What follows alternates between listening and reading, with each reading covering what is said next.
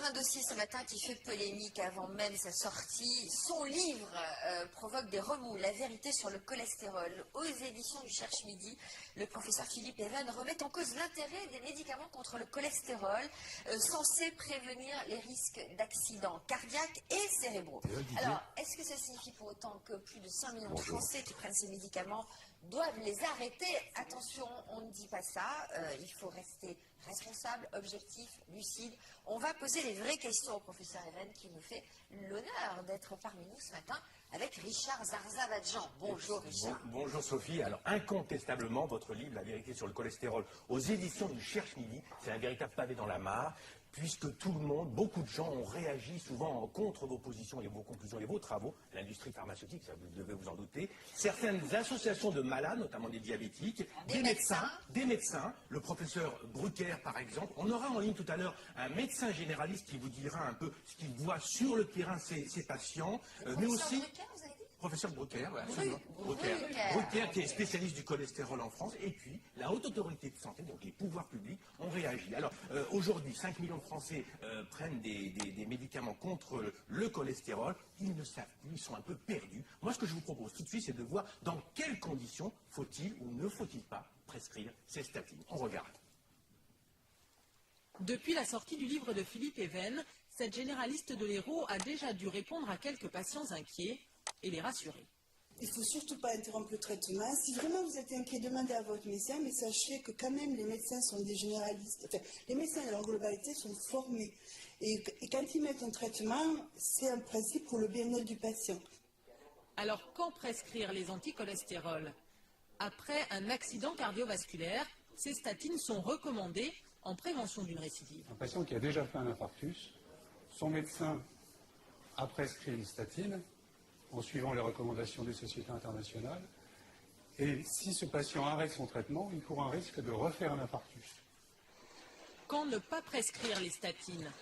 Pour les personnes qui n'ont pas eu d'accident vasculaire, ces médicaments ne doivent pas être automatiques. C'est au médecin d'évaluer le niveau de risque. Là, il n'y a de certitude de l'efficacité que chez les malades qui sont à haut risque cardiovasculaire, c'est-à-dire qui ont en plus du cholestérol d'autres facteurs de risque comme le diabète, l'hypertension artérielle, les antécédents familiaux ou évidemment le tabagisme. Et puis avant de commencer à prendre des médicaments anticholestérol, il est recommandé d'adapter son alimentation, moins de graisse et d'alcool, d'essayer d'arrêter de fumer ou encore de faire de l'exercice physique. Alors, vous aviez déjà publié le guide des 4000 médicaments utiles, inutiles et dangereux qui a fait un triomphe en librairie, qui a provoqué déjà beaucoup de remous. Et vous remettez ça avec ce livre qui part du principe qu'il n'y a pas de mauvais cholestérol. Ça va à l'encontre quand même de tout ce que l'on dit depuis des années. Et alors? C'est pas la première fois dans l'histoire de la médecine. médecine. Il n'y a pas de mauvais cholestérol alors qu'on bassine avec ça depuis des années. Attendez, ça c'est une action menée par l'industrie pharmaceutique avec beaucoup d'habileté, qui a mis dans la tête des Français, un, que le cholestérol en général était dangereux, et deux, qu'il y avait aussi un bon cholestérol qu'il fallait faire monter. Comme ça, il fallait deux médicaments, un pour faire descendre le mauvais, un autre pour faire monter le bon. Ça ne tient pas une seconde aujourd'hui. Bon, il y a 20 ans, on pouvait se poser des questions, etc. Aujourd'hui, il n'y a aucun doute là-dessus. J'ai même pas envie de vous répondre sur ce sujet tellement il est... Ça veut dire qu'on peut vivre avec du cholestérol. Vous ne pouvez vivre qu'avec du cholestérol. Mais jusqu'à un certain taux quand même. Oui, on va en parler. Mais pardonnez-moi, professeur Even. Le cholestérol, quand même, depuis des années, on sait que ça s'accroche et des plaques, ça va constituer des plaques au niveau des artères, ça va rétrécir. C'est pas moi qui le dis, c'est des spécialistes, justement des artères, qui nous disent et qui nous démontrent que, au-delà d'un certain seuil, c'est-à-dire plus de 3 grammes de cholestérol dans le sang, il y a risque. Alors, je suis d'accord sur la fin de la phrase. À partir de 2,9 grammes, 3 grammes, il est préférable, il est logique, au bénéfice du doute, de traiter les malades. Quel est le risque? Redites-le. Au-delà de 3 grammes. Le risque, ce sont les infarctus, les maladies artérielles. Parce que le cholestérol s'accroche aux artères et va boucher les artères. Non. Ça, c'est ce qu'on vous a appris, mais ça ne se passe pas du tout comme ça. Qu'est-ce que c'est les plaques d'athérome? Si on les appelait d'un nom plus simple, c'est des cicatrices. Pourquoi il y a des cicatrices? Parce qu'on tient debout, nous, l'homme, et il faut que le cœur envoie des fortes ondes de pression tout le temps. Et ça cogne sur la paroi des artères. C'est pas mon avis, hein, c'est dans toute la littérature depuis 20 ans. À la limite, je dirais parfois qu'il y a des cardiologues qui ne l'ont pas vu. Bon, alors, une cicatrice, c'est pas grave. 10, ça va encore. Mais quand 40, 50, 100 fois, il y a eu cette onde qui a percuté, qui a créé une lésion. C'est une grosse cicatrice très vilaine, très épaisse. Et il faut tout le long de la vie, ça se fait. Même comme à 15 ans, on a déjà des lésions artérielles. Et puis, professeur Ebel, lorsqu'on fait une radiologie de l'artère, on voit bien que l'artère est rétrécie. C'est quoi? C'est bien la cicatrice. Mais c'est pas que la cicatrice. Lorsqu'on Alors, opère, on voit quel est bien le l'intérieur. rapport entre ça et le cholestérol, s'il vous plaît? Alors, Entre la vous posez la même cicatrice et question le sur une forme cholestérol. différente. Vous coupez la cicatrice en deux. C'est de la fibrose autour, c'est bon. Et au milieu, il y a des graisses. Alors vous dites, c'est les graisses qui ont créé ça? Pas du tout. Les graisses sont là parce qu'elles sont l'aliment normal de toutes les cellules qui reconstruisent notre paroi artérielle. Elles en ont besoin de ces graisses. Et elles les utilisent et elles restent là. Pourquoi vous dites qu'il faut traiter les 3 grammes? Attendez, une seconde. Vous me piégez, mais je voudrais que vous compreniez bien. Les graisses, ça veut dire quoi? Ça veut dire les acides gras, ça veut dire des triglycérides. Le cholestérol, c'est pas une graisse, le cholestérol, c'est un alcool lourd. Bon, il n'a servi qu'à une chose, c'est à amener les graisses jusque-là. Transporteur, c'est tout. Mais ces graisses, une fois qu'elles sont là, pour des raisons biochimiques compliquées, elles deviennent irritatives. Et du coup, la cicatrice qui était déjà pas belle devient encore plus grosse. Donc les graisses jouent indiscutablement un rôle. Pas le cholestérol, il a été un cargo, un tanker. Alors ça veut dire que si le cholestérol est trop présent, trop puissant, il emmène trop de graisse? Non. C'est pas le cholestérol qui est l'agent dangereux. Il s'adapte. Il est là pour ça, pour transporter les graisses. Il ne fait pas autre chose. Alors quel est le problème au-delà de 3 grammes? Voilà, c'est ça. Au-delà de 3 grammes, on atteint des taux tels dans le sang que le passage dans la paroi artérielle devient plus important, encore plus important, etc.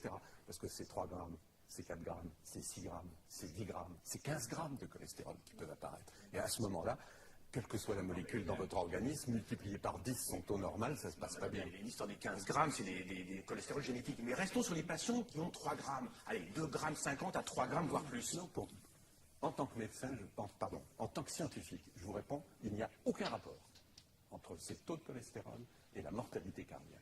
Donc tout ce qu'on nous a dit depuis 50 ans, violent. Par contre, en tant que médecin, je suis bien obligé de tenir compte de ce que mes malades ont dans la tête, de ce qu'on leur a mis dans la tête depuis 30 ans, de ce qu'on m'a mis à moi dans la tête. Et dès lors, il y a une mécanique qui s'est enclenchée il y a 40 ans, on ne va pas l'arrêter en 24 heures. Alors ça veut dire que les gens qui sont en train de nous écouter et qui vont se dire il a peut-être raison, donc on va délibérément arrêter le médicament puisque ça ne sert à rien. Exactement. Ça ne sert à rien, puisque apparemment vous êtes en train de dire que c'est parce le qu'on a cas, beaucoup de cholestérol que ça va provoquer des c'est le accidents. cas sauf que des patients arrêtent leur traitement sans en parler à leur on médecin. peut vous dire, c'est peut-être, est-ce que c'est irresponsable Non. de réagir comme ça? Est-ce qu'ils ont raison de réagir comme ça? Ou est-ce qu'au contraire, il faut aller voir son médecin, en discuter?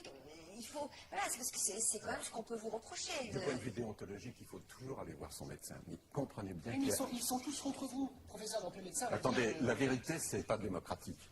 Ah ben, je suis d'accord avec vous. La science n'est pas démocratique. C'est vrai que c'est faux. Honnêtement, la démonstration n'est pas très claire. C'est-à-dire Mais- qu'on mais- ne comprend pas qu'au-delà vous dites au-delà de 3 grammes, il faut quand même prendre ces médicaments. Alors que vous nous dites aussi que ce n'est pas le cholestérol qui tue les patients. Donc on ne comprend pas. Je vous répète, en tant que scientifique, je dis il ne faut jamais prendre ces médicaments, ils sont complètement inactifs. En tant que médecin, je dois tenir compte du contexte, de l'angoisse des patients quand ils lisent sur leur rapport de cholestérol qu'ils ont 3,50 grammes. Il est normal, avec tout ce qu'on leur a mis dans la tête, qu'ils soient très inquiets. Et à ce moment-là, je dis, il faut s'adapter aux circonstances, il faut répondre à l'angoisse des malades. Est-ce que ces médicaments ont des effets secondaires sur la santé des patients? Les médicaments que vous remettez en cause, les statines, c'est ça? les statines. Quels sont les effets secondaires? Alors, d'abord sur les complications. Très peu de complications mortelles. Vraiment très peu. Probablement 5 ou 10 par an en France, pas plus. Par contre, très fréquemment, au point qu'on est obligé d'arrêter le traitement 1 fois sur 10. Des complications multiples et diverses, des douleurs partout. Transitoires, souvent. Oui, enfin, souvent, c'est pas ce que disent tous les malades. Lisez par exemple l'histoire d'un astronaute américain qui raconte qu'il a perdu complètement la mémoire parce qu'il y a des conséquences cognitives. Quand même, il a pris quelques G, j'imagine. L'astronaute. Non, il a perdu la mémoire, pas en vol. Pas en vol. Attendez, moi j'aimerais revenir quand même sur ce que vient de dire Sophie, parce que là on dit cholestérol. Mais souvent ces patients qui ont du cholestérol ont d'autres maladies à côté. L'hypertension, le diabète. Est-ce que là, on ne doit pas aussi prendre en compte cette Ça, rien à situation? voir. Attendez, on compare des choses qui n'ont rien à voir. L'hypertension, il faut la traiter. Et ça marche. L'agrégation des plaquettes, vous savez, ce qui fait les thromboses artérielles, ce qui fait l'accident lui-même, quand vous faites un infarctus, C'est un caillot qui se forme. Si vous prenez des antiagrégants ou des anticoagulants, vous êtes pas parfaitement protégé, mais largement protégé. Ça, c'est du médicament essentiel. Arrêter de fumer de façon active, c'est essentiel. Le cholestérol, au bénéfice du doute, Sophie Lavant, je souligne au bénéfice du doute scientifique, dans un but potentiellement utile pour les malades, de restriction, alors, oui, je ferai, moi, une ordonnance de statine au-delà de 3 grammes, en sachant que, en apparence, je suis en contradiction avec moi-même, ça ne me gêne pas, je dois prendre l'avis de la psychologie de mes malades, la prendre en compte, et alors, par on va conséquent... peut-être avoir la réaction d'un médecin généraliste du côté de Montpellier qui va réagir à vos propos. Vous êtes là, Béatrice Logno-Folco? Oui, bonjour. Comment réagissez-vous rapidement aux propos du professeur Even? Quel est votre point de vue? Que faites-vous avec vos patients lorsque vous les avez face à vous? Avant et après, c'est-à-dire depuis la semaine dernière, effectivement, on est confronté avec la demande de patients qui soit c'est un motif de consultation, soit un motif téléphonique, sont un petit peu sont affolés, sont un peu désorientés, se demandent s'il faut qu'ils continuent ou pas leur traitement, ça leur paraît prescrit à tort. Et si vous voulez, avec le battage médiatique qu'on a eu entre les pilules, le médiator et tout, on se retrouve avec des patients qui finalement sont de plus en plus désorientés par rapport à la prise thérapeutique. Ils sont complètement perdus. C'est délétère au-delà du problème du statine, hein, mais de la confiance sur les traitements et vis-à-vis des médecins. Alors, quel est votre... Vous dites quoi, vous? Est-ce que vous... Moi, alors j'ai deux positions, c'est-à-dire en tant qu'enseignante en médecine générale et en tant que médecin généraliste, on essaie d'enseigner quand même à nos internes, alors peut-être qu'on se trompe, mais c'est d'apprendre à lire les essais cliniques et à réfléchir en fait avec le patient, avec ses risques, ses facteurs de risque. Et c'est vrai que pour l'instant en tout cas, pour les patients au risque cardiovasculaire, moi je ne me pose pas de questions et je prescris des statines, je continue à le dire à mes patients. Peut-être qu'il y a une surprescription sur les patients à bas risque. Attendez, pardon. Vous prescrivez des statines au-delà de 3 grammes ou avant? Moi, je les prescris. En fait, je reste sur le LDL à partir de 1,90. Et après, c'est en fait en fonction du patient. C'est-à-dire qu'on a rarement un patient qui a qu'une seule chose. Voilà. Mais on a un patient qui est sédentaire, un patient qui a une hypertension, un diabète, et on regarde dans sa globalité. En fait. Docteur, est-ce qu'il y a des patients qui sont venus vous voir en disant « j'arrête tout, je suis complètement paumé » Oui, tout à fait. Moi, j'ai des patients, vendredi, qui m'ont téléphoné. Pourquoi j'ai une patiente qui est venue hier en me disant ça fait 5 jours que je ne le prends pas parce que suite à ce qui se dit dans la presse, je ne sais plus du tout ce qu'il faut. Alors, est-ce que c'est dangereux? Est-ce que cette attitude est dangereuse? Selon le professeur Even, non. Non. Si c'est... Sur un court terme, non. Parce que c'est pas parce qu'on l'a arrêté 5 jours. Ce qui est dangereux, c'est si, à mon sens, si le patient mérite d'avoir un traitement et que derrière il n'en parle pas à son médecin et que du coup il continue à rien prendre, oui, ça peut être potentiellement dangereux. D'accord. Donc, en conclusion, qu'est-ce qu'on peut dire, professeur Van? Merci de votre intervention. Je reprends la conclusion de mon prédécesseur, le professeur Marianne Apfelbaum, il y a 20 ans. Vous faites faire un dosage de cholestérol. Il est en dessous de 3 grammes, n'y revenez plus. N'y revenez plus. Okay. En revanche, traitez l'hypertension artérielle. On est d'accord là-dessus. N'oubliez pas de traiter l'hypertension artérielle. Là-dessus, vous allez tomber d'accord avec tous les grands spécialistes du cholestérol. Ah ben, le sport et l'alimentation. On agit justement sur... Évident. Tout se joue entre 15 et 40 ans. Le sport, l'alimentation, ne fumez pas. Le destin de vos muscles, de vos os, de votre cœur, de vos artères, tout se joue par la qualité de la vie que vous êtes donnée à cet âge-là, avant que les lésions soient constituées. Quand on arrive à 60 ans, mais vous ouvrez les artères, regardez, les jeux sont faits, la partie est perdue. Oh, ne soyez pas défaitiste. Merci beaucoup d'être venu nous voir. Ça s'appelle... La vérité sur le cholestérol, professeur Philippe Even. C'est préfacé par votre collègue, professeur Bernard. Ben oui, il écrivait un autre livre, vous ne pouvez pas signer aussi celui-là, mais vous allez derrière. Difficile pour nos téléspectateurs, très honnêtement, de se faire une opinion. Beaucoup de questions en disant est-ce que je dois arrêter mon traitement? Évidemment que non, c'est ce que vous avez répondu. Allez voir votre médecin, Michel de Strasbourg, qui a été ponté cardiaque depuis 2009. Il témoigne, il dit moi je suis sous traitement. Tous les soirs, j'avoue que ça me donne un peu l'impression d'avoir fumé la moquette. Mon cholestérol ne descend toujours pas après 10 ans de traitement. De Villers-sur-Mer, c'est Joss qui dit on m'a prescrit il y a 10 ans un traitement à vie à 10 mg. J'ai essayé le 5. il n'y a pas de changement dans les prises de sang, etc. Voilà, donc c'est difficile pour eux de se faire un jugement. Richard, un appel à témoin important pour vous. On va parler des urgences bientôt. On a besoin de votre témoignage si vous avez été malheureusement aux urgences pour des raisons graves et si ça s'est mal passé. Parlez-nous de votre expérience aux urgences. C'est un service qui explose, qu'il n'y a plus d'activité.